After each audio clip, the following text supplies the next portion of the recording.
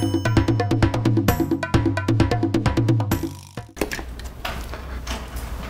안녕하세요. 예, 민법 중급 강의 시작하겠습니다. 자, 우리 기본 강의 때 이제 보고 또 이제 중급 강의 때도 만났죠. 예, 중급 강의는 이제 한 30회 정도로 예정하고 이제 시작할 겁니다. 일단 우리 교재부터 이제 말씀드리고, 우리 뭐 기본 강의 들으신 분들은 다 있겠지만 우리 중급 강의 교재는 이 포인트 민법 책이고요.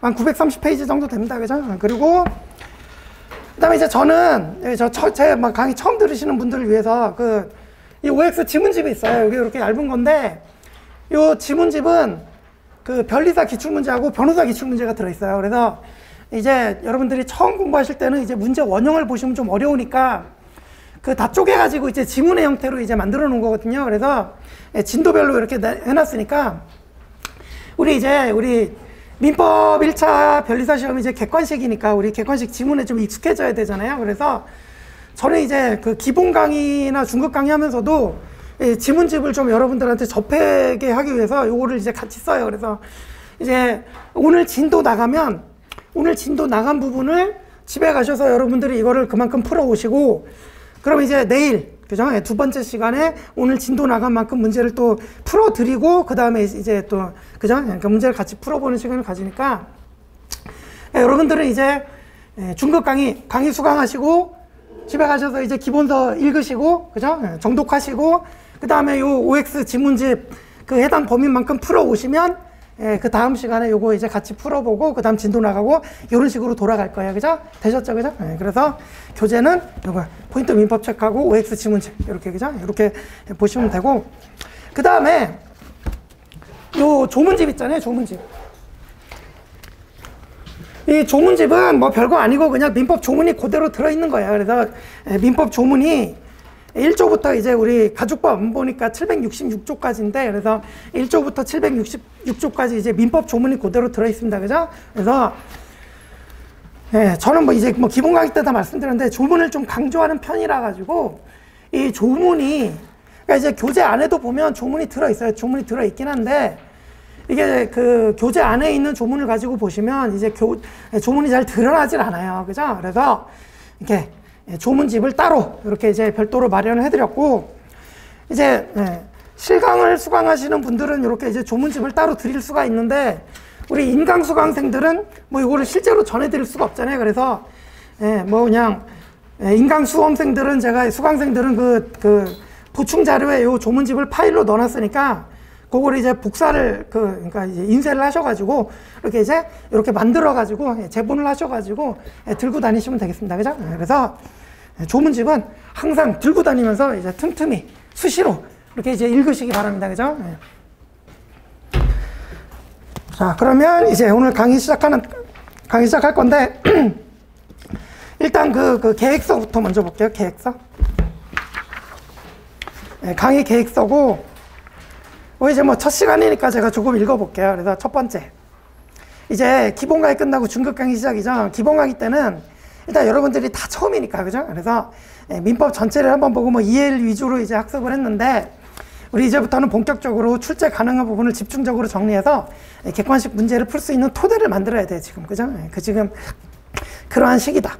그래서 기본 강의 때도 숫자를 말씀드렸지만 이 민법이 어려운 게 너무 많다 이거죠. 엄청나게 방대하다, 양이. 그죠? 그래서 수험생 여러분들이 중급 강의에서 목표로 삼아야 될 것은 이 방대한 분량의 민법을 시험에 출제될 수 있는 부분만 선별해서 최대한 압축적으로 좀 정리를 하는 게 필요해요. 그죠?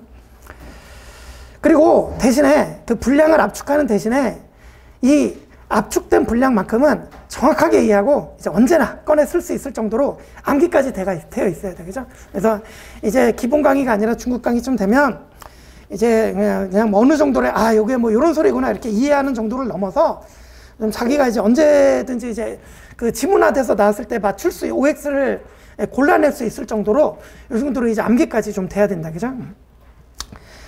그렇고, 그 다음에 이제 이렇게 정리된 부분이 결국은 나중에 이제 민법, 우리 앞으로 1년 동안 그러니까 이제 1년도 안 남았죠. 이제 시험 때까지 공부해 나가야 뼈대가 됩니다. 그죠? 그래서 이번 중급 강의의 목표도 결국은 이런 민법 뼈대를 만들어 드리는 게 이게 이제 이번 중급 강의의 목표다. 그죠? 그 다음에 다음 줄이 있는데, 다음 문단이 있는데, 이번 중급 강의를 진행하기 앞서서 이제 부탁드리고 싶은 게, 여러분들이 이제 공부를 하다 보면 불안하기도 하고, 그러니까 뭐, 그죠? 그래서 공부 범위를 자꾸 넓히시는 분들이 있어요. 이제 잘 나오지도 않는 판례인데, 뭐, 내 친구들이 주변에서 뭐, 야, 이런 판례가 있다 그러면 귀가 솔깃하고 막, 그죠? 이해가시죠? 그죠? 그리고, 이 책에는 없는데 저 책에는 있네? 막 이러면서, 그죠? 그래서 그런 거 쫓아다니고 이제 그러시는 분들인데, 그러면 안 돼요. 그죠? 그래서, 이제, 그 첫째 줄 보시면, 조문이나 판례에 없는 내용, 뭐, 판례가 있더라도 너무 지엽적인 내용이다. 뭐, 시험과 무관한 부분이다. 이런데 이제 너무 신경 쓰지 마시라는 거예요. 그죠? 대신에, 수업 시간에 다루어진 내용만이라도 이걸 자기 것으로 만드는데 더욱 집중을 해야 돼. 그죠? 그래서 제가 이제 오늘, 이제 저는 이제 노트 프린트 한번 보실게요. 노트 프린트. 그 노트 프린트는 이제 첫 번째는 제가 뭐 이렇게 그림 좀 그려놨고, 그 뒤에부터 보시면 민법 내용이 이제 노트 필기가 돼 있어요. 그래서 제가 이제 여기서 판서할 노트 필기의 내용의 중요 부분은 다 들어가 있으니까 여러분들이 이제 필기의 부담은, 그러니까 필기의 부담은 그렇게 느끼시지 않으셔도 돼요. 그죠? 집에 가셔서 이 노트 보고 복습하시면 된다. 그죠? 그래서 수업 시간에는 제가 필기하는 거를 따라오시면 됩니다. 그죠? 그래서 수업 시간에 뭐 필기한다고 막 이거 놓치고 오히려 그게 더 손해예요. 그죠? 그래서 필기할 때 뭐 필기한다고 이거 앞에서 하고 있는 거 놓치고 막 그러면 더 손해니까 필기 노트를 매 시간마다 제가 이렇게 해드리니까 필기에 너무 부담 갖지 마시고 이렇게 수업 따라오시면 되겠습니다. 그리고 지금 조금 전에 이제 말씀드린 내용이 바로 이건데, 뭐냐면 여기 제가 이제 그림도 이제 그려놨죠. 중요한 얘기예요. 그러니까 근데 2021년에 문제가 이렇게 나왔다. 그죠? 그 다음에 뭐 2020년에는 이렇게 나왔었다. 그 다음에 뭐 2019년에는 이렇게 나왔었다. 2018년에는 이렇게 나왔었다. 무슨 얘기인지 딱 보이시죠? 그죠? 뭐 2017년에 이렇게 나왔었다. 그러면 이렇게 매년 출제되는 부분이 있어요. 매년 출제되는 부분이죠. 말 그대로 이제 중요한 부분이죠. 핵심이죠. 핵심. 그죠? 이 핵심이란 말이에요. 근데 여기서만 다 나오면 수험생들 변별력이 없잖아요. 다 맞히잖아요. 그죠? 그러니까 이제 출제자들도 의도적으로 이런 데서 막 낸단 말이에요. 그죠? 이해가시죠? 그죠? 근데 그래서 이제 여러분들이 집중해야 될 부분은 뭐다? 이거를 이제 정확히 아시는 데 집중을 하셔야 돼요. 그래서 이제 보시면 밑에 이렇게 그려놨는데, 이제 여러분들이 처음에 기본 강의하면 이제 처음이니까 막 요 정도로 이렇게 그러니까 이해를 하고 요 정도로 이제 들어왔다 이런 거예요. 그죠? 그럼 이제 자, 기본 강의 끝나면 대충 한 요 정도 수준에 이제 이르는데, 중급 강의 들어왔다고 해서 중급 강의 때 이쪽을 쫓아다니시는 분들이 있어요. 이렇게. 그죠? 그죠? 이런 사람은 이제 거기 나오죠. 갑이라고 하고. 근데 이렇게 안 하고 이렇게 있을 때 지금 이제 기본 강의 때 요만큼 했잖아요. 그러니까 이거를 더 깊이 이렇게 이해가시죠? 그죠? 깊이 파서 완전히 자기 것으로 만드는 과정이에요. 그죠? 이렇게 하는 사람이 이제 을이라고 생각을 해봐요. 그러면 갑하고 을하고 시험장에서 싸우잖아요. 을이 100점 100승입니다. 이해가시죠? 그죠? 100점 100승입니다. 이해가시죠? 그죠? 이거 중요한 얘기예요. 그래서 기본 강의 끝나면은 요 정도라고 그랬죠? 그죠? 그래서 여러분들은 이렇게 가시면 안 되고 반드시 이렇게 가셔야 돼요. 이게 우리 중급 강의의 목표다. 그죠? 그리고 지금은 제가 이제 요거 아까 OX 지문집 얇은 거 보여드렸잖아요. 그죠? 근데 이제 중급 강의까지 끝나고 나면 이제 포인트 객관식이라고 이제 문제만 한 1500문제 가까이 되는 게 있어요. 두꺼운 게 있어요. 그죠? 그 문제집 안에는 이런 게 다 들어있습니다. 그죠? 그러니까 이런 부분들은 여러분들이 너무 막 열심히 할 게 아니라 객관식 하면서 살짝 건드려주면 돼요. 이해가시죠? 그죠? 그래서 이 부분이 이렇게 잘 파여 있는 사람들은, 그죠? 이 부분이 열심히 하고 이렇게 잘 파여 있는 사람들은 나중에 객관식 볼 때 이런 거는 한 번씩 이렇게 체크만 해줘도 얘네들이 착착 달라붙어요. 이해가시죠? 그죠? 그러니까 이 부분들은 얼마든지 나중에, 그리고 사실 안 봐도 되고요. 그죠? 그래서 이게 중요한 게 아니다. 그죠? 그래서 나중에 객관식 뭐 두꺼운 문제 풀면 다 커버가 되고, 그죠? 다 될 부분이니까 이런 거 이제 너무 신경 쓰지 마시고, 여러분들이 지금 중급 강의에서 가장 중요한 목표는 뭐다? 이거를 깊이 파가지고 완전히 자기 것으로 만드는 그런 과정이다. 그죠? 되셨죠? 그죠? 그래서 중급 강의도 제가 뭐 기본 강의 때 안 했던 거 뭐 어려운 거 막 이런 거 찾아다니는 게 아니라 어차피 기본 강의 반복하는 거예요. 반복하고 다만 이제 조금 너무 어려워갖고 기본 강의 때 하기에는 좀 무리였던 남겨놨던 그런 거 이제 조금 보충 들어가는 건데 그죠? 예, 그런 거다 그죠? 그래서 이렇게 이제 생각을 하시고 중급 강의를 수강을 하시면 되겠습니다. 그죠? 그리고 이렇게 보시고 그래서 또 이제 계획서 돌아가시면 그래서 제가 이제 셋째 줄 그렇게 써놨잖아요. 두째 문장, 셋째 줄. 수업 시간에 다뤄진 내용만이라도 자기 것으로 만드는데 더욱 집중을 하시라. 제가 앞에서 이렇게 그 중급 강의하면서 막 쏟아내는 것들이 절대 만만한 양이 아니에요. 그죠? 그리고 기본 강의 때 들으셨을 때는 제가 쏟아내는 부분을 제가 생각할 때 잘 받아들이면 50%, 60%예요. 그죠? 근데 중급 강의 때는 아마 여러분들 수강하시면 아마 더 들어오는 게 느껴지실 거예요. 그죠? 그렇다. 그죠? 그래서 넷째 줄 이번 중급 강의에서 뼈대를 잘 만들어 놓으면 나중에 살을 붙이는 시간이 이제 충분하고 이제 객관식 같은 걸로 이제 살을 붙이면 되고, 그죠? 그래서 중급 강의 이후에 두꺼운 객관식 문제집을 풀고 기본서의 회독수를 늘려가면서 이제 살을 붙여 나가면 그러면 된다, 그죠? 그래서 뼈대가 잘 잡혀 있으면 살을 붙이는 건 어렵지 않다, 이거야, 그죠? 근데 반대로 뼈대가 잘 잡혀 있지 않으면 이게 시험장에 들어갈 때 알아도 아닌 게 아닌 상태로 들어가가지고 이 지문 저 지문 헷갈리다가 결국 불합격 쓴맛을 보게 되는 거다. 이해가시죠, 그죠? 중요한 얘기다, 이게, 그죠? 자, 그 다음에 이제 2번. 예습은 별도로 하실 필요가 없어요. 그죠? 우리 민법은 예습 필요 없죠. 그죠? 그래서 복습은, 근데, 복습이 중요하죠. 그래서 반드시 해당 진도만큼 밀리지 않고 매일 꾸준히 이제 해내셔야 돼요. 그래서 아까도 말씀드렸지만 수업 듣고 기본서 정독하고 해당 진도 기출문제까지 푸시고, 그죠? 이거를 매일매일 진도 안 밀리고 끝까지 해내셔야 돼요. 자, 오늘 뭐 엄청 많이 오셨네. 그죠? 엄청 많이 오셨는데 뭐 꽉 찼네요. 그죠? 근데 이게 중급 강의 지금 30회 하는데 한 15회, 20회쯤 되면은 군데군데 빈자리 생긴단 말이에요. 그죠? 그럼 돼요? 안 돼요? 안 된다. 그죠? 우리 오늘 이번 중급 강의는 지금 여기 계신 분들 끝까지 다 같이 가는 걸로. 그죠? 그렇게 합시다. 그죠? 됐다. 자, 그러고, 그래서 근데 이게 만만치 않아요. 이게 하루 공부해야 될 분량이 여러분들 민법만 하는 게 아니라 다른 것도 하잖아요. 그래서 이렇게 지금 말씀드린 수강, 기본서 정도, 기출문제까지, 풀이까지, 그죠? 이렇게 하시는 게 매일매일 진도 안 밀리고 하는 게 쉽지 않단 말이에요. 그죠? 그래서 여러분들이 좀 독하게 마음을 먹으시고 잘 따라와 주시기 바랍니다. 그죠? 됐다. 그 다음에 그 밑에는 뭐 교재만 평면적으로 있는 것보다 강의 듣고 이제 뭐 제대로 이해했는지 또 뭐 어떤 부분이 출제되는지 이런 걸로 기출문제를 함께 병행하는 게 반드시 필요하다고 생각해서 OX 지문집까지 이제 같이 본다 이거죠. 그래서 OX 지문집을 같이 봐도 이게 변리사 한 7년 문제는 다 들어있거든요. 그러니까 이거를 여러 번 보시면 나중에 이거 보실 때, 그러니까 기본서 정독할 때, 아, 이거는 나왔던 거다, 안 나왔던 거다, 여러분들이 다 보여요, 이게 저절로. 이해가시죠? 그죠? 그런 데서 도움이 많이 되니까 이렇게 지문집도 잘 풀어주셔라. 그죠? 자, 그 다음 3번. 조문은 민법의 기본입니다. 그죠? 그래서 저는 이제 조문을 강조한다 그랬죠. 그래서 조문집 따로 다 나눠 드렸어요. 그죠? 그래서 1차 시험 지문이 80% 이상이 이제 판례에서 출제되지만 판례를 이해하기 위해서는 특히 이제 판례를 정확하게 이해하고 자기 걸로 만들기 위해서는 조문을 먼저 알아야 돼요. 그래서 제가 맨날 말씀드리지만 둘째 줄 조문으로 기초를 세우고 그 위에 판례를 쌓아나가는 과정인 거예요. 그죠? 그래야 흔들리지 않는 민법 지식을 쌓을 수가 있어요. 그렇지 않으면 이게 결국 모래 위에 집을 짓는 것과 다름이 없어서 시험장에 들어가면 그냥 와르르 무너져 버립니다. 그죠? 그래서 기본서에도 대부분 이제 조문이 제시되어 있지만 기본서의 내용에 파묻혀 있어서 잘 드러나지 않으니까 조문집을 따로 제공하니까 수업 시간에는 물론 항상 이제 들고 다닙니다. 여러분 그 왔다 갔다 하니까 이 동네에 이제 사시는 분들은 뭐 그렇지만 이제 뭐 버스 타고 왔다 갔다 한다, 뭐 지하철 타고 왔다 갔다 그러면 그 뭐 멍하니 그냥 창문 밖을 바라보고 그러면 안 돼요. 그죠? 수험생은 그죠? 반드시 어느 순간에서라도 책을 들고 있어야 돼요. 그죠? 그럴 때 이제 좋은 게 뭐다? 조문집이다. 그죠? 조문집. 그래서 항상 틈틈이 화장실 가서도 조문집 갖고 가서 보고, 그죠? 너무 오래 계시면 또 안 되겠지만, 그죠? 그렇다. 그죠? 그렇게. 항상 들고 다니면서 틈틈이 읽으시기 바랍니다. 그죠?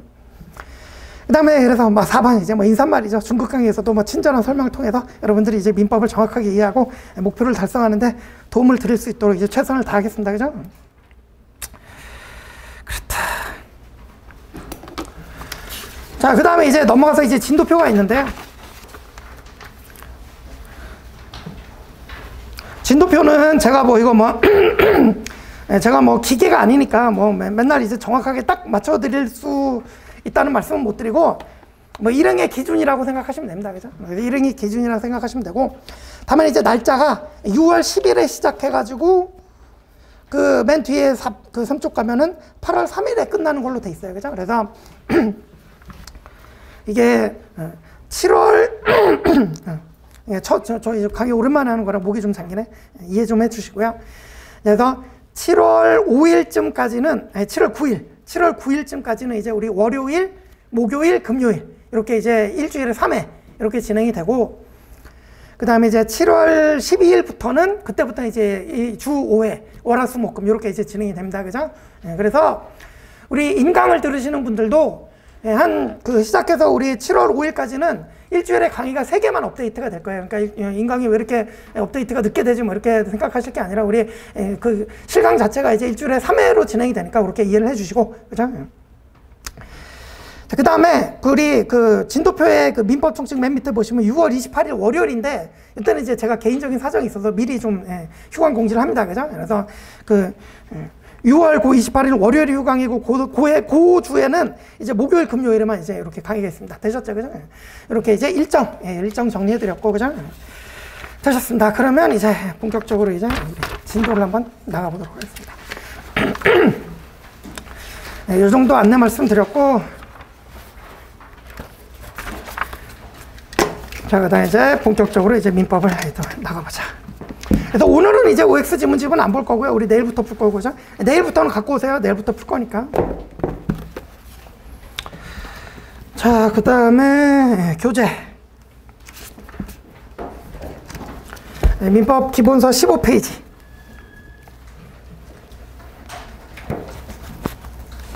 자, 제1장 민법 1번입니다. 우리 이제 뭐 중급 강의니까 뭐 민법은 민법 총칙, 물권법, 채권, 총론, 채권, 강론 이렇게 구성되는 거 다 아시죠? 그죠?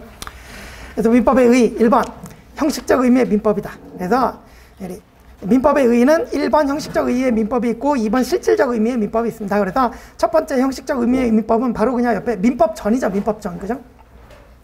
아까 조문집 나눠드린 그겁니다. 그죠? 그래서 밑줄 보시면 형식적 의미의 민법은 결국 국회가 제정한 민법, 요걸 말하는 것이다.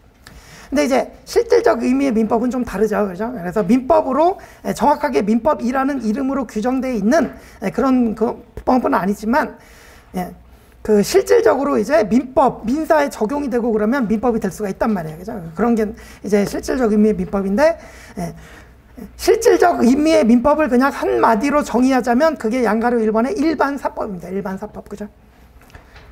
그래서 민법은 사법이다. 그러니까 공법과 사법으로 나눌 때 사법이죠. 그죠?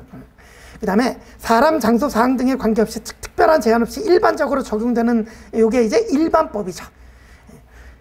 반면에 사람이나 뭐 특수한 사람, 예컨대 뭐 상인이나, 그죠? 그러니까 일반 모든 국민에게 적용된다 그러면 일반법이겠지만, 예컨대 뭐 상인에게만 적용된다 그러면 상법이란 말이에요. 그죠? 그래서 이렇게 범위, 사람, 장소, 사항 등에 따라 이제 제한이, 적용의 제한이 있는 법을 이제 특별법이라고 하는데, 그리고 이제 민법은 특별법이 아니라 일반법이라. 그래서 정확하게는 실질적 의미의 민법은 일반사법이다. 이거다.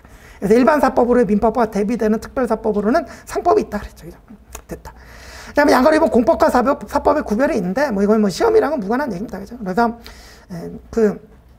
공법이랑 사법을 어떻게 구별하시냐, 그냥 한번 읽어만 보시면 되는데, 둘째 줄 보시면, 이게 이제 이것도 이제 뭐 견해 대립이 있어요. 근데 둘째 줄, 주체설을 기본으로 해서 다른 설의 입장을 어느 정도 고려합니다. 그래서 예컨대 공법은 국가, 기타, 공공단체, 얘네들이 낀다. 그죠? 그러면 이제 주체가 국가, 기타, 공공단체니까 이제 공법이 되는 거예요. 그래서 국가, 기타, 공공단체와 개인과의 관계 및 공공단체 상호 간의 관계를 규율한다 이러면 공법이 되는 거예요.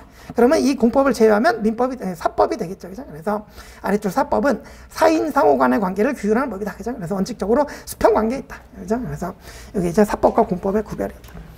자, 근데 양가로 3번 실제법으로서 민법인데, 민법은 첫째 줄 당사자의 권리 의무 자체를 직접 규정하고 있다. 그죠? 우리 민법 보면 뭐 손해배상을 청구할 수 있다. 그러면 손해배상 청구권이 있다는 그런 얘기잖아요. 그죠? 그리고 뭐 해야 될 임대차면은 뭐 사용 수익해야 할 의무가 있다. 뭐 이런 식으로 직접 규정을 하고 있잖아요. 권리 의무를. 그죠? 이런 게 실제법이란 말이죠. 근데 요거에 반해서 그러면 권리가 있는데 그걸 어떻게 실행할 건데? 그죠? 판결을 받아서 실행하고 강제 집행을 받아야겠죠. 그죠?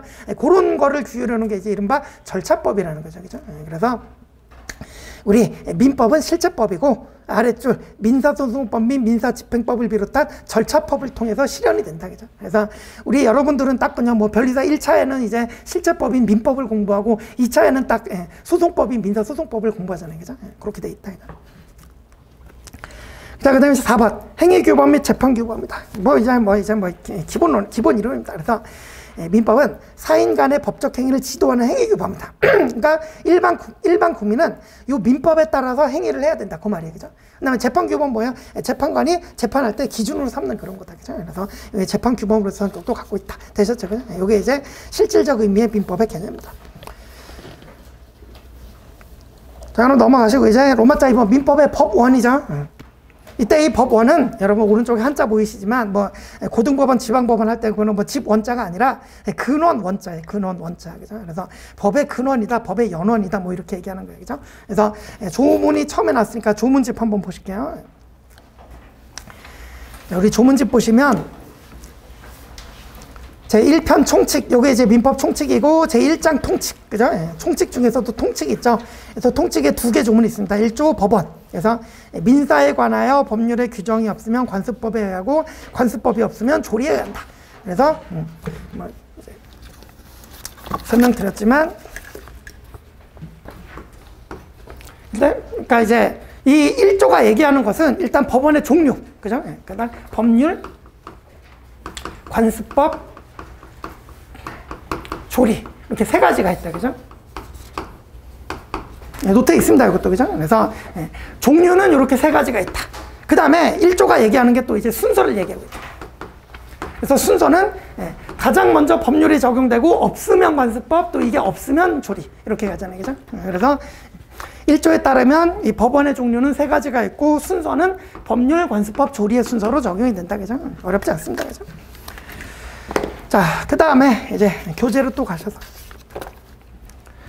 16쪽에 1번 의 보시면 양가로 1번 법원이란 재판관이 재판을 할 때 재판의 기준이 되는 것을 말한다 그랬잖아요. 민법의 법원은 결국 실질적 민법의 존재 역식, 즉 민사에 관한 적용 법규를 말한다 그랬고, 그래서 2조 양가로 2번 가시면 이 1조의 법률은 우리 실질적 의미의 법률이라고 했죠. 그래서 실질적 의미의 법률로서 법률, 명령, 규칙 등을 포함한다 그랬어요. 우리 이 법률이 국회가 제정한 것을 말하는 것이고, 명령, 규칙은 이제 뭐 정부나 그죠? 이런 데서 뭐 대법원이나 뭐 이렇게 그 입법기관 이외에 그 기관에서 이제 규정을 하는 걸 말하는 거예요. 그죠? 근데 우리 조금 전에 봤듯이 형식적 의미의 법률이라 함은 오로지 국회가 제정한 것만을 말하는 거예요. 그러면 범위가 너무 좁아지잖아요. 그리고 우리 민사에 관한 모든 일을 국회에서 다 일일이 다 규정을 해놓을 수가 있어요? 없죠. 그죠? 그래서 국회에서 뭐 정부나 이렇게 위임을 해서 명령 규칙 같은 것도 만드는데, 그러면 명령 규칙 이런 게 있으면 법관도 당연히 그걸 적용해서 재판을 해야 될 거 아니에요. 그죠? 그렇기 때문에 1조의 법률은 국회가 제정한 형식적 의미의 법률만을 말하는 게 아니라 실질적 의미의 법률을 말하므로 요 법률이라고 돼 있지만 이 안에는 명령 규칙까지 다 포함이 돼 있단 말이에요. 그죠? 그래서 명령 규칙 등을 포함하는 실질적 의미의 법률이다. 그래서 하지만 우리 형식적 의미의 법률은 국회가 제정하는 법률만을 의미하고, 이게 나중에 비교할게. 뭐 이제 우리 중급 강의니까 다 아시죠? 그래서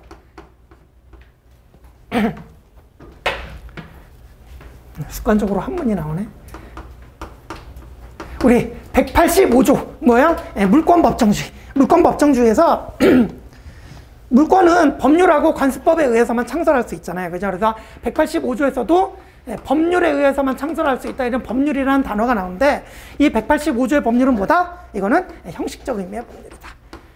그래서 우리 1조의 법률은 실질적 의미의 법률이고 185조의 법률은 형식적 의미의 법률이다. 되셨죠? 그죠?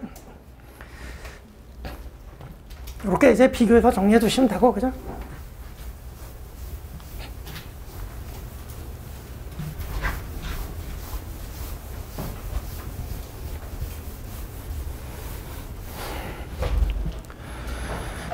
자, 그래서 다시 보시면 양가로 2번 둘째 줄 185조의 법률은 형식적 의미의 법률로서 1조의 법률과 의미가 다르다. 이걸 주의해야 된다 그랬죠. 그죠? 그 다음에 이제 2번. 제1조의 법률, 실질적 의미의 민법. 요게 이제 뭐가 있는지 좀 이제 자세히 본다. 그죠? 양가리 1번. 형식적 의미의 민법인 법률은 당연히 들어가죠. 그죠? 됐고, 양가리 2번. 명령, 규칙 등도 포함이 된다 그랬어요. 그래서 밑줄 보시면 대통령이나 행정각부의 장관 및 장관의 명령, 대법원, 규칙, 지자체, 조례 이런 것도 법원이 된단 말이에요. 그죠? 그 다음에 양가리 3번 조약. 이건 뭐 그냥 한번 읽어보세요. 헌법에 의해서 체결 공포된 조약과 일반적으로 승인된 국제법규도 이것도 이제 국내법과 같은 효력이 있기 때문에 이것도 법원이 됩니다. 그죠? 그래서 실질적 의미의 민법이니까 이런 것들이 포함이 된다. 그 다음에 이제 한 가지 좀 보셔야 될 게 4번 헌법재판소 결정인데 우리 그 국가기관은 입법부, 행정부, 사법부 이렇게 나뉘잖아요. 상권분립이라 그래가지고. 그래서 입법부는 국회고, 집행부는 이제 정부고, 사법부는 이제 법원이고 그런데 우리 법책에서는 이제 제4의 기관을 인정하는 게 그게 바로 헌법재판소라는 거예요.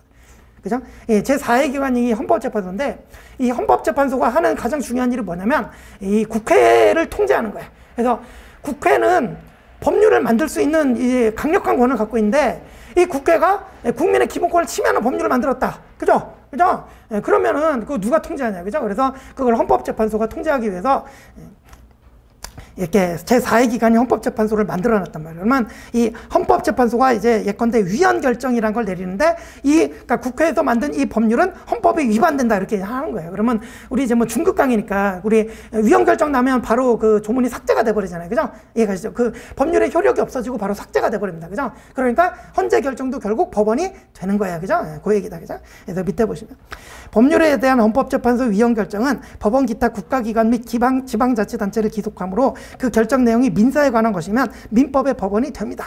대표적인 예가 첫 번째 이제 민법 764조에 이제 명예회복에 적당한 처분이라고 조문이 있는데 옛날에는 이 명예회복에 적당한 처분에 사죄 광고를 포함을 시켰단 말이에요. 그죠? 근데 우리 사죄 광고라는 것은 뭐 잘못했다 뭐 그런 사죄한다 그런 느낌이 강하잖아요. 이게 양심의 자유라는 기본권을 침해한다 뭐 이런 거예요. 그죠? 그래서 결국은 사죄 광고를 명하면 된다 안 된다? 안 된다는 거예요. 그죠? 이해가시죠? 그죠? 그래서 764조의 명예회복에 적당한 처분을 사죄 광고의 의미로 해석하면 요거는 위헌이다 그랬단 말이에요. 그죠? 그러면 법률의 내용이 그러니까 옛날에는 이게 명예회복에 적당한 처분 안에 이제 제일 대표적인 게 정정보도예요. 그러니까 보도가 잘못됐으면은 고쳐서 보도하고 이런 거, 그죠? 그러니까 이제 누군가 어떤 뭐 연예인의 명예를 침해하는 보도를 했단 말이에요. 그죠? 그러면 그 침해받은 연예인이 재판을 걸어가지고 야, 네가 내 명예를 침해했으니까 명예 회복에 적당한 처분을 해줘라 이러면 뭘 정정보도를 해줘야 돼요. 해주면 돼요. 잘못한 게 있으면 정정보도를 해주면 되는데 이거에서 더 나아가서 사죄 광고를 명한다.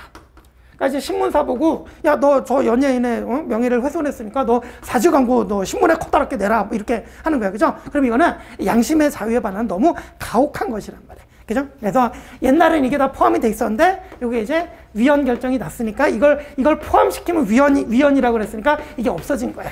그러면 법률의 내용이 처음엔 이만큼이었는데 요만큼으로 줄었죠. 그죠? 그러니까 헌재 결정이 법원이 된단 말이야. 되셨죠? 그죠? 그런 얘기입니다. 자, 그 다음 이제 밑에서 둘째 줄. 이것도 이제 다 아시죠? 임대차 존속기간을 20년 최장 존속기간 제한이 있었는데 651조가 있었는데 이것도 야, 당사자들이 임대차를 30년으로 하겠다는데 니들이 뭔 상관이냐 이러면서 위헌 결정을 내려버렸단 말이에요. 그죠? 그래서 삭제가 됐죠. 그죠? 그러니까 이런 식인 거예요. 그죠? 그래서 이렇게 임대차 존속기간을 20년으로 제한한 민법 651조 1항도 계약의 자유를 침해한다는 이유로 위헌 결정을 해서 효력이 없어졌기 때문에 이런 식으로 이제 헌재 결정은 법원이 된단 말이에요. 됐다. 그죠? 그래서 우리 제1조의 법률, 실질적 의미의 민법 안에는 이렇게 법률, 명령규칙, 조약, 헌재 결정 이런 것들이 이제 포함이 된다. 그죠? 근데 이제 185조에서의 법률은 오로지 양가로 1번의 형식적 의미의 민법 그것만 이제 포함이 된다. 그거고. 그죠? 그래서 이렇게 비교를 해야 된다. 이거고. 그 다음에 이제 17조 가셔서 관습법이다. 관습법은 이제 중요하죠. 그죠? 시험에도 잘 나오죠. 그래서 양가로 1번 보시면. 관습법의 성립 요건, 관행 플러스 법정 확신이죠. 요거는 이제 다 암기하고 계시죠. 그죠? 그래서 거기서 1번 보시면. 관습법이란 사회의 거듭된 관행으로 생성한 사회생활 규범이 사회의 법적 확신과 인식에 의해서 법적 규범으로 승인 강행되기에 이른 것을 말한다. 그래서 첫째 줄에 관행, 그 다음에 뒤에 법적 확신. 이 두 가지가 이제 관습법의 이제 성립 요건이죠. 그 다음에 이제 당연히 둘째 줄, 우리 그러니까 법원으로서 법률이 있고 다음에 관습법이 있는 거잖아요. 그래서 둘째 관습법은 법원으로서 법령에 저촉되지 아니하는 한 법칙으로서 효력이 있는 것이다. 그죠? 그래서 법률보다는 후순이다 이거죠. 그죠? 그래서 우리 판례는 또 이걸 좀 밑에서 보겠지만 보충적 효력설 이렇게 얘기하죠. 그죠? 그 다음에 아래 밑줄. 자, 그 다음에 전통적인 요건은 요 두 가지였는데 이제 세 번째 요건이 하나 또 등장하죠. 그게 이제 넷째 줄에 있는 이 관습법이 헌법을 최상위 규범으로 하는 전체 법 질서에 반하지 아니하는 것이어야 된다. 그죠? 그래서 관습법이 헌법을 최상위 규범으로 하는 전체 법 질서에 반하면 당연히 관습법으로서 효력을 가질 수 없단 말이에요. 그죠? 그래서 이제 관습법의 성립 요건을 이제 정리를 하면 관행 플러스 법적 확신 플러스 헌법을 최상위 규범으로 하는 전체 법 질서에 반하지 아니할 것. 요 세 가지가 이제 관습법의 요건이 되겠습니다. 그죠? 그래서 정당성과 합리성이 있다고 인정될 수 있는 것이어야 된다. 자, 됐고 이제 꺽쇠 2번 가시면. 그래서 사회 구성원들이 이제 옛날에 관습법이 있었는데 어느 순간인가 이제 우리 관습은 변하잖아요. 그래서 사회 구성원들이 이러한 관행의 법적 구속력에 대해서 확신을 갖지 않게 되었다거나 아니면 다음 주 그러한 관습법을 적용해야 될 시점에 있어서 전체 법 질서에 부합하지 않게 되었다면 관습법은 이제 법적 규모로서 효력이 부정될 수밖에 없다 이거죠. 그죠? 가장 대표적인 예가 이제 꺽쇠 3번에 있는 이제 종중이었죠. 그래서 맨 밑에 보시면 옛날에는 우리 종중 구성원의 자격을 남성으로만 제한을 했습니다. 그죠? 그래서 종중 구성원의 자격을 성년 남자만으로 제한한 종래의 관습법은 이제 더 이상 법적 효력을 가질 수 없게 됐다. 그죠? 그래서 이제는 성별 구별 없이 성년이 되면 성별 구별 없이 다 종중원이 될 수가 있죠. 그죠? 그래서 관습법이 이렇게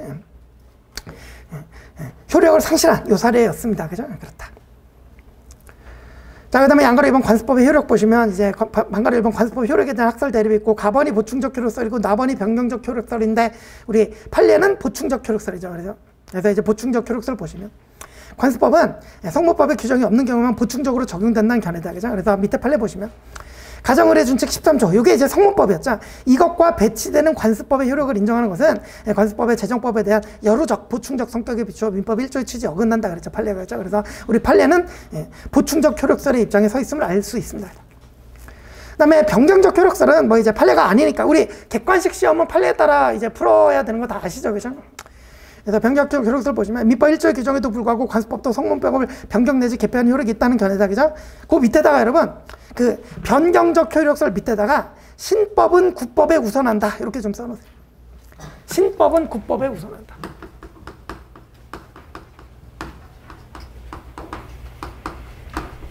이게 이제 변경적 효력설의 근거예요.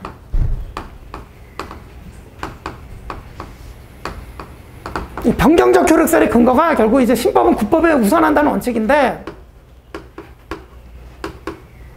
그러니까 보세요. 성문법이 있었잖아요.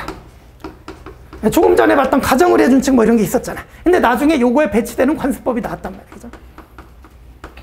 그러면 우리 보충적 효력설에 따르면 얘는 이 성문법의 보충적 여루적 성격을 가지니까 이게 배치가 되면 이게 적용이 되고 이게 적용이 안 된단 말이에요. 그죠? 근데 변경적 효력설에 따르면 얘가 국법이고 얘가 신법이잖아요. 그러면 신법은 국법에 우선해야 되니까 변경적 효력설은 관습법이 이제 적용이 되고 성법 적용 안 된다. 이렇게 보는 게 이제 변경적 효력설이란 말이에요. 그래서 성문법의 내용을 변경할 수 있다. 이게 이제 변경적 효력설이 되는 거예요. 그게 이제 신법은 국법에 우선한다는 원칙과 연결이 되는 거예요. 그죠? 되셨죠? 그죠? 근데 우리의 판례는 뭐다? 판례는 보충적 효력설. 판례는 보충적 효력설. 되셨죠? 그죠? 그렇다.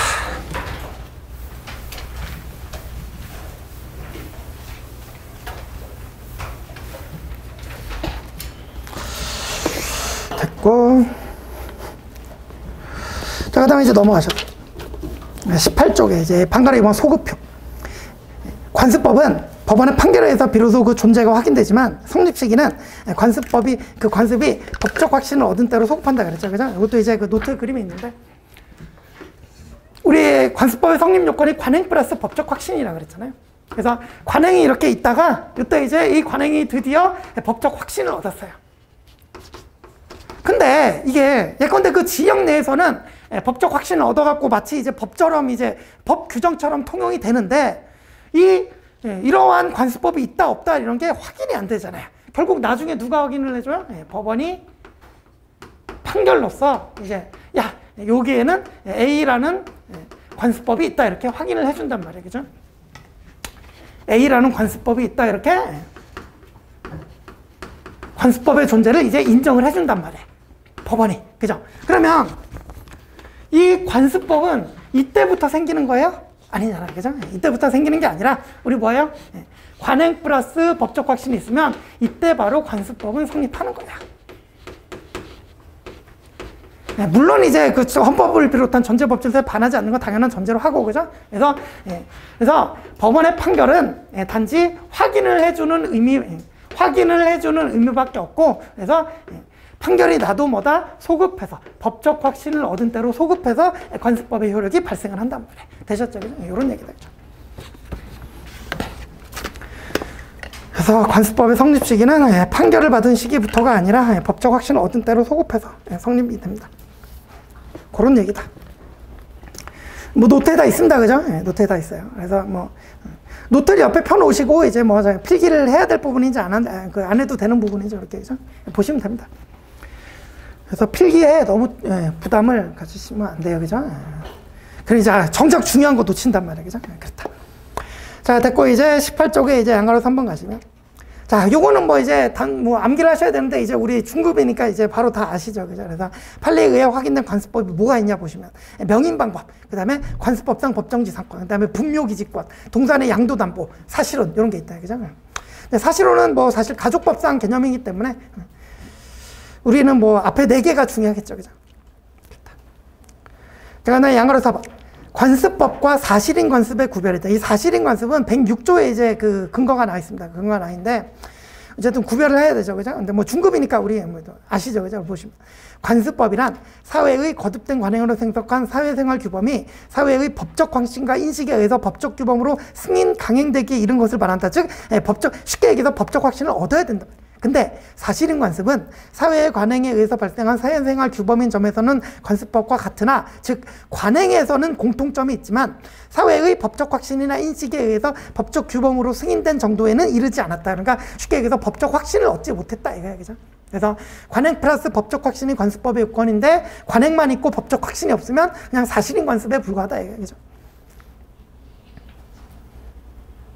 그럼 밑에 판례 보시면 중요한 차이가 있죠. 그래서 법령과 같은 요력을 갖는 관습법은 이게 이제 법적 규범으로 승인 강행된 것에 이르다 보니까 당사자의 주장 입증을 기다림이 없이 법원이 직권으로 이를 확정을 해야 됩니다. 근데 사실인 관습은 그 존재를 당사자가 주장 입증해야 됨을 원칙으로 한다. 그래서 우리 관습법은 뭐 예컨대 직권주의다 이렇게 얘기를 하고, 아래에 있는 사실인 관습은 변론주의다 이렇게 얘기를 하죠. 그죠?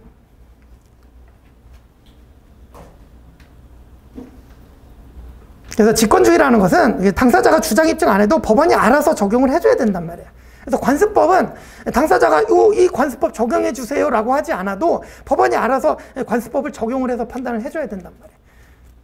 근데 사실인 관습은 당사자가 우리끼리는 이러한 사실인 관습이니까 이거 적용해 주세요라고 얘기를 하지 않으면 법원은 그거 적용 안 해도 된단 말이에요.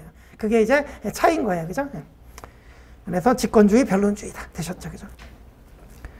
자, 그 다음에 4번 조리, 신의칙 이렇게 돼 있는데, 우리 조문에도 분명히 법률 관습법 조리가 법원이다 이렇게 규정이 돼 있어요. 그럼에도 불구하고 조리라는 것이 너무나 추상적이고 이제 불명확하다 보니까 또 이제 이게 법원이 되냐 안 되냐 견해 대립이 있는데, 그냥 우리 다수설은 그냥 법원으로 본다 이렇게 그냥 정리하고 넘어가시면 됩니다. 그죠?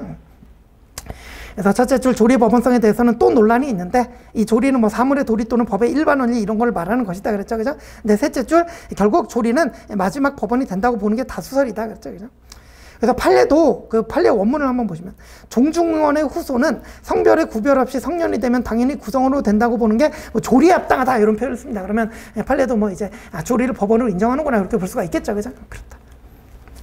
그 다음에 이제 지금 읽은 요 판례의 쟁점은 뭐 조리가 법원이 되냐 안 되냐인데, 사실은 중요한 건 다른 데 있죠. 그죠? 성별의 구별 없이 우리 종중의 구성원은 성별의 구별 없이 성년이 되면 당연히 구성원이 된다. 요게 중요하죠. 그죠? 그래서 이제 남녀 구별 없이 종중원이 되는데, 다만 미성년자는 종중원이 될 수가 없습니다. 성년이 돼야 종중원이 된다. 그죠?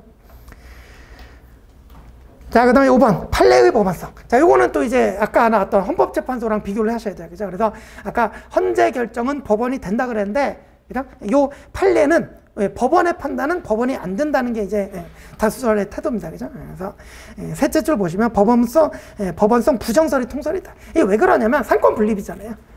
근데 이제 그러니까 상권 분립이니까 법을 만드는 입법은 국회가 해야 돼요. 근데 판례의 법원성을 인정을 해버리면 법원이 법을 만드는 것과 똑같아져 버리잖아요. 그러면 상권 분립이 침해가 된단 말이에요. 이해가시죠? 그죠? 그래서 법원성 부정설이 통설이 다 되셨죠.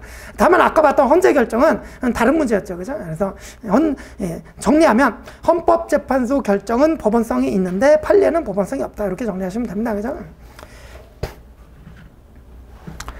자, 그 다음에 이제 넘어가서 19쪽. 로마자 3법 민법의 기본 원리다.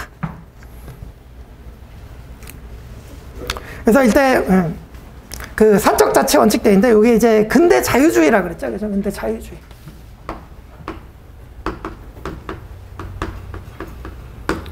여기서 이때 이제 사적 자치 원칙이 성립이 됩니다. 이게 이제 프랑스 혁명 생각하시면 돼요. 그죠? 이제 부르주아 혁명. 그죠?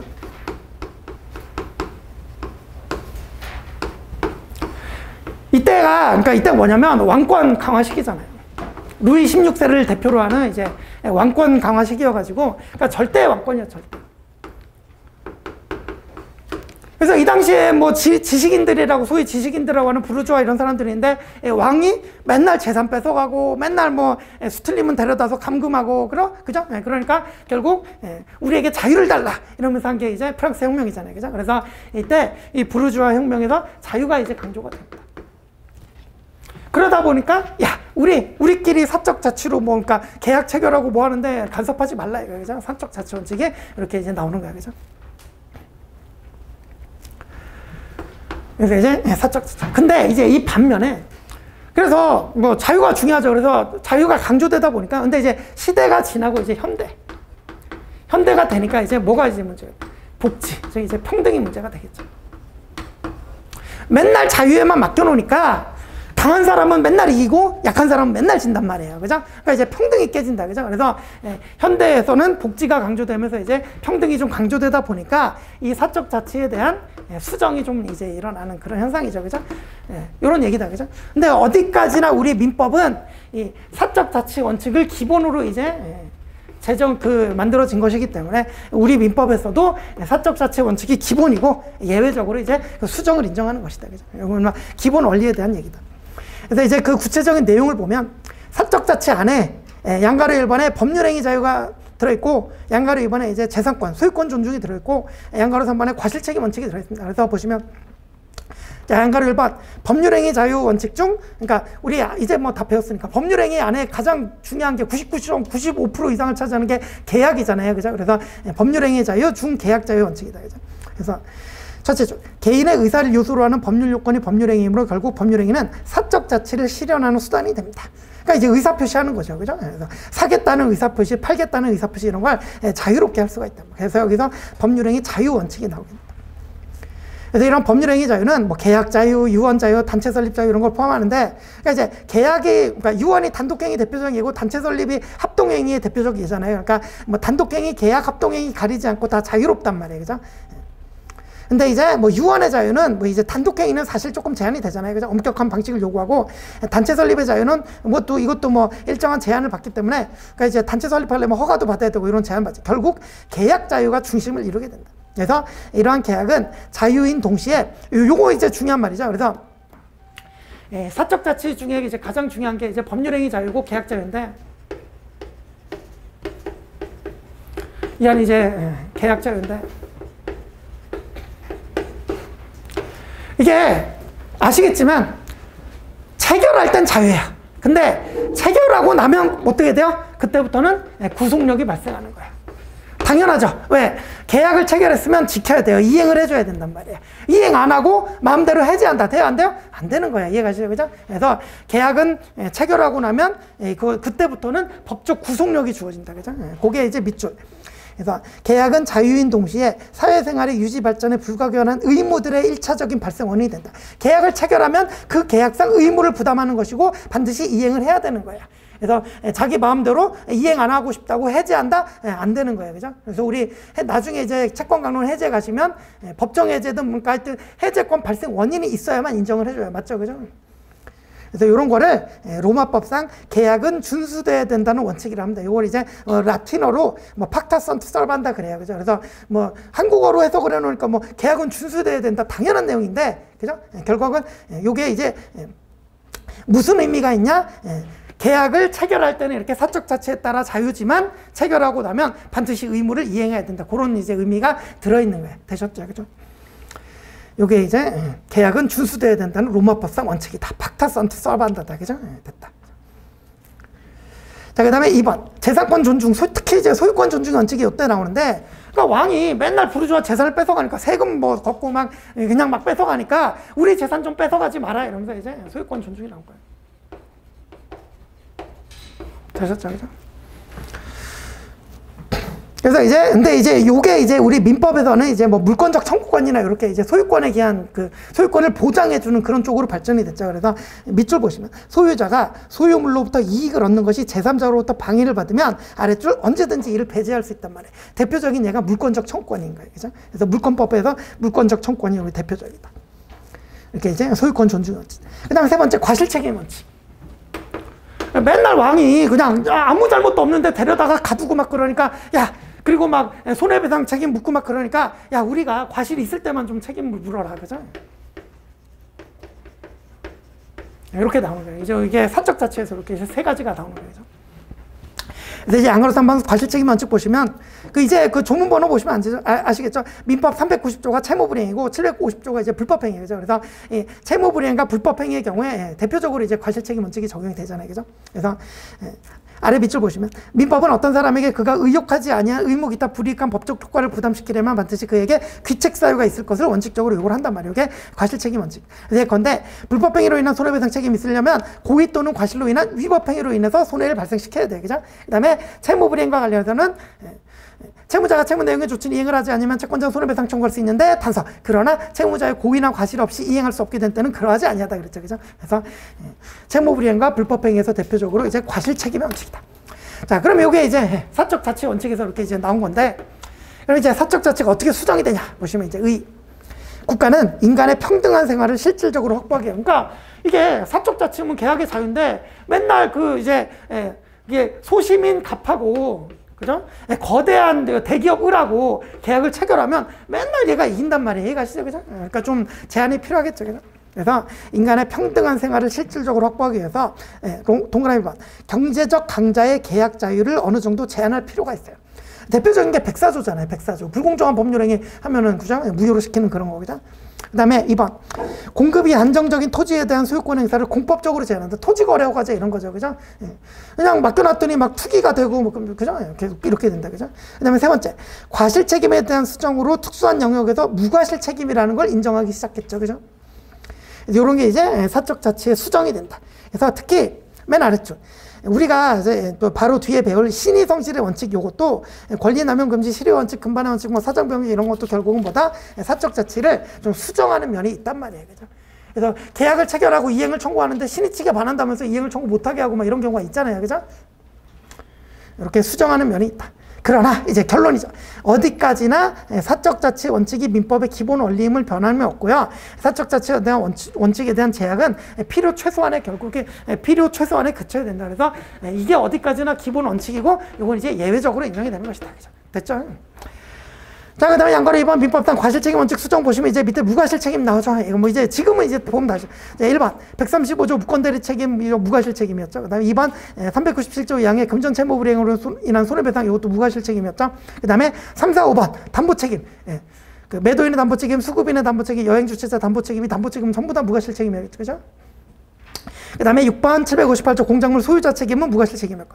요거는 그 밑에 이제 방가로 2번에 세 번째 3번 요 점유자의 책임 요거랑 좀 비교해요. 그죠? 우리 758조에서 점유자 책임은 1차 책임이고 중간 책임이었는데 소유자 책임은 2차 책임이지만 무과실 책임이었다 이랬잖아요. 우리 758조 기억나시죠? 그죠?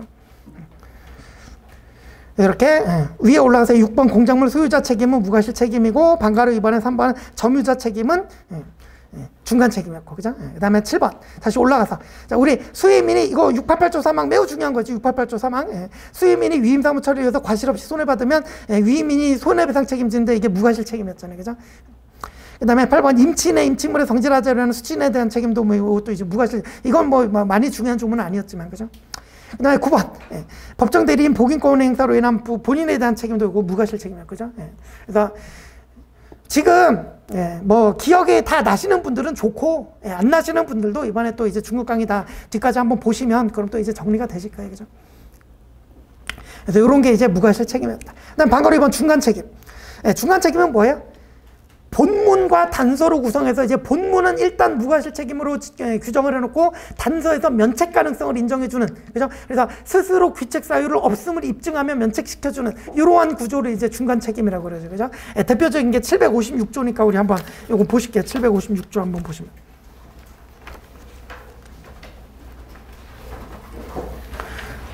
그래서 중간 책임이라는 말이 딱 그거예요. 이제 우리 과실 책임 원칙이 있고 무과실 책임주의 있는데 그 중간에 있다 그래서 무과실 책임, 중간 책임이라고 부르는 거예요. 그죠?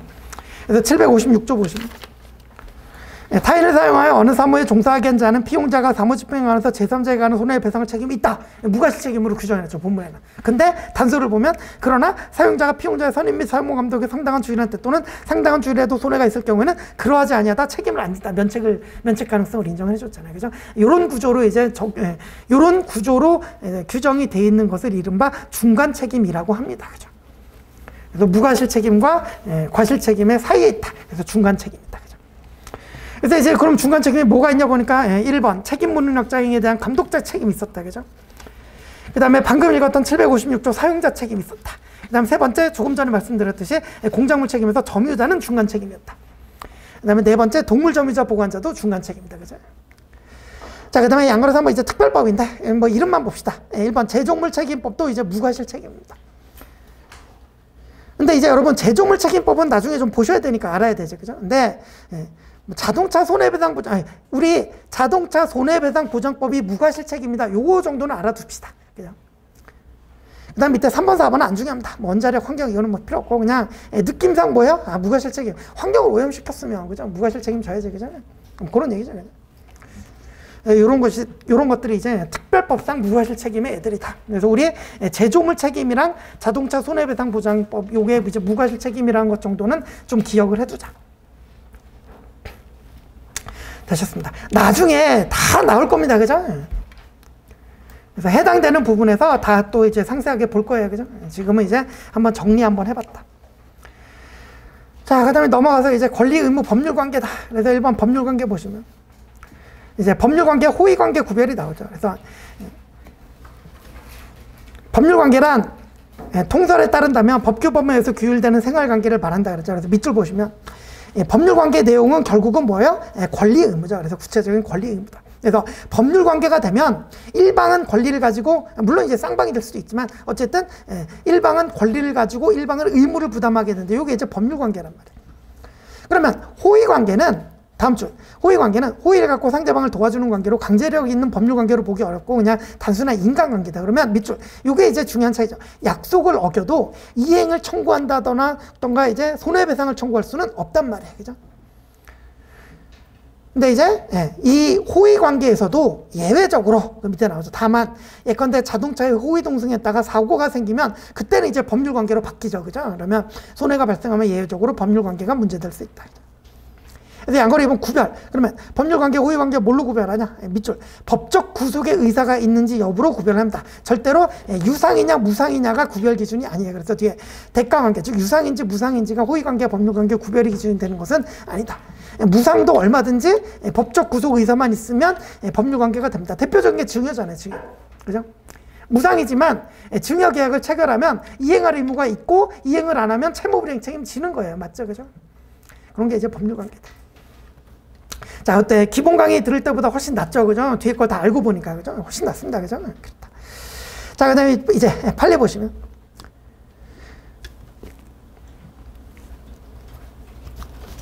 호위동승 판례가 하나 나오는데, 이제 호위동승 감경이라는 게 있어요. 근데 이게 언제나 하는 게 아니라 특별한 사정이 있을 때만 하죠. 그래서 보시면 가해자에게 일반 교통사고와 동일한 책임을 지우는 것이 신의 법칙이나 형평 원칙으로 봐 매우 불합리하다고 인정될 때에는 배상액을 경감할 수 있다. 이게 이른바 호위동승 감경이라고 하는 것입니다. 근데 이게 언제나 그렇게 사고 차량에 그냥 단순히 호의로 동승했다는 사실만 가지고 바로 이를 배상액 경감 사유로 삼을 수 있는 것은 아니다. 그죠? 그래서 호의 동승 감경은 특별한 사정이 있는 경우에만 인정이 되는 거예요. 그죠? 그래서 그 특별한 사정이 뭐냐? 그 첫째 줄에 뒤에 굵은 글씨들 신의 법칙이나 형평의 원칙으로 봐 매우 불합리하다고 인정될 때, 그러니까 호의 동승해줬는데 손해배상을 전부 손해배상하라고 시키는 게 이게 이렇게 신의 측이나 이렇게 형평의 원칙상 매우 불합리하다고 인정된다. 그러면 이제 감경을 해줄 수 있다 이런 거예요, 그죠? 그래서 이런 경우에만 감경을 할 수 있는 것이고, 그냥 무조건 호의 동승이라고 언제나 다 감경 사유로 삼을 수 있는 것은 아니다 그랬다, 그죠? 됐다. 자, 그 다음에 2번 권리의 종류. 요건 이제 좀 보셔야죠. 양가로 1번 내용에 의한 분류는 쉽죠. 그래서 첫째 줄 뒤에 보시면 인격권, 재산권, 가족권, 사원권 이렇게 나눌 수 있다. 그래서 인격권 보시면 첫째 줄 뒤에 생명, 신체, 정신 자유 권리. 요게 이제 인격권이다. 그죠? 넘어가죠. 그래서 22쪽 맨 위에 보시면 인격권도 절대권입니다. 그러니까 이를 침해하면 당연히 불법행위가 됩니다. 그래서 그리고 법인이나 권리 능력 없는 사전재단도 명예권 등의 인격권은 가집니다. 요건 이제 좀 조심하셔야죠. 나중에 그 법인은 뭐 상속권이나 뭐 그죠? 뭐 상속권 같은 이제 성질상 가질 수 없는 권리는 가질 수 없다 그러잖아요, 법인은. 근데 이 명예권 등의 인격권은 법인도 얼마든지 가질 수 있는 거예요, 그죠?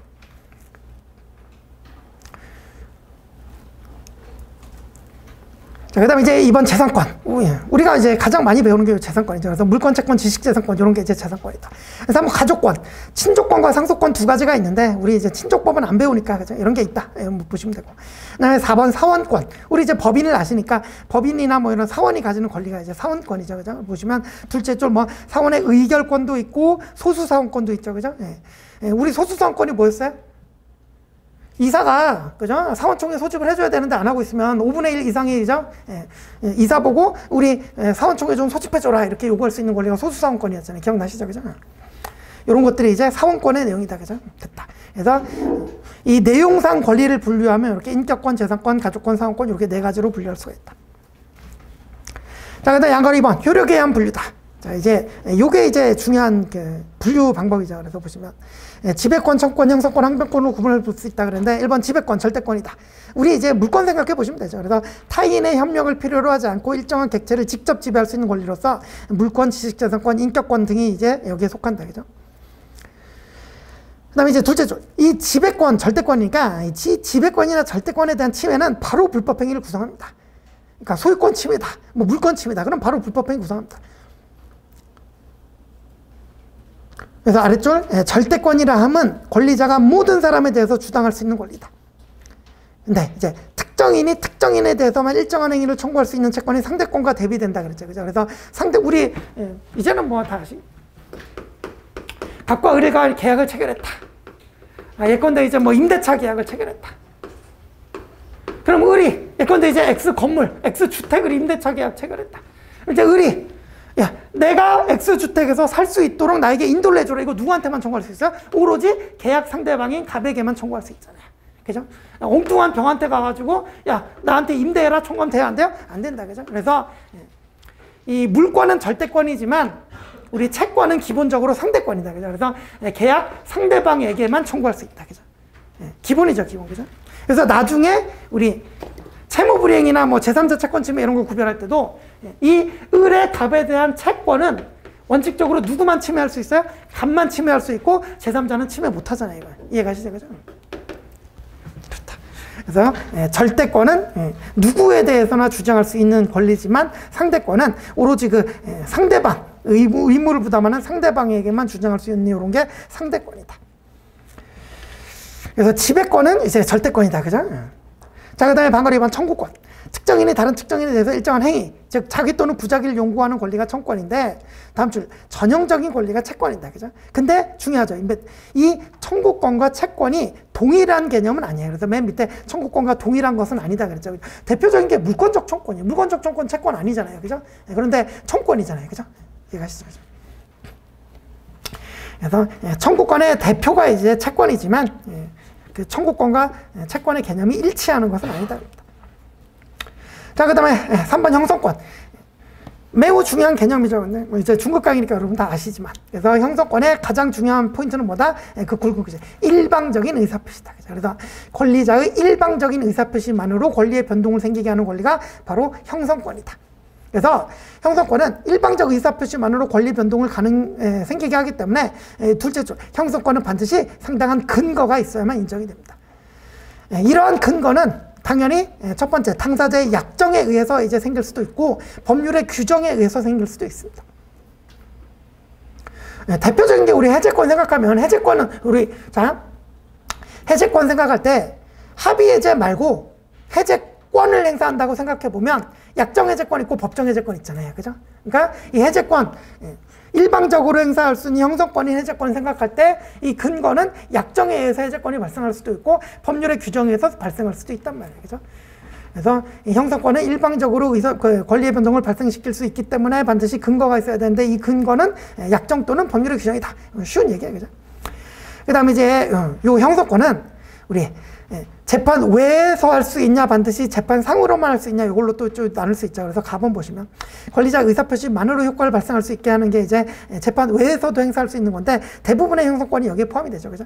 근데 이제 나번 보시면 법원의 판결에서 비로소 효과를 발생하는 게 있는 게 대표적인 게 이제 채권자 취소권이죠. 이거는 재판상으로만 청구할 수 있잖아요. 그죠?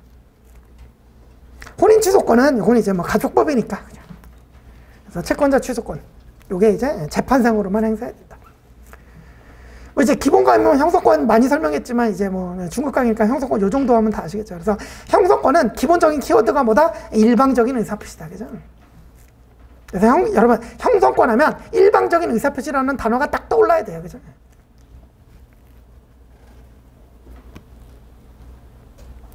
청구권과 비교하면 되잖아요. 청구권은 뭐예요?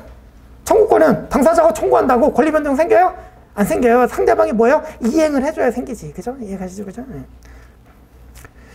자, 그 다음에 이제 넘어가서 4번 항변권. 23쪽 4번 항변권. 거절권이라도 하는데 청구권 행사에 대해서 작용을 저지할 수 있는 효력을 가지는 권리를 항변권이라고 한다. 그래서 크게 두 가지죠. 연기적 항변권과 영구적 항변권으로 나눌 수 있는데 우리 동시에 항변권 및 보증인의 최고 검색 항변권 요거는 이제 연기적 항변권의 예이고 나중에 이제 상속인의 한정 승인 항변권은 그 영구적 항변권의 예이다.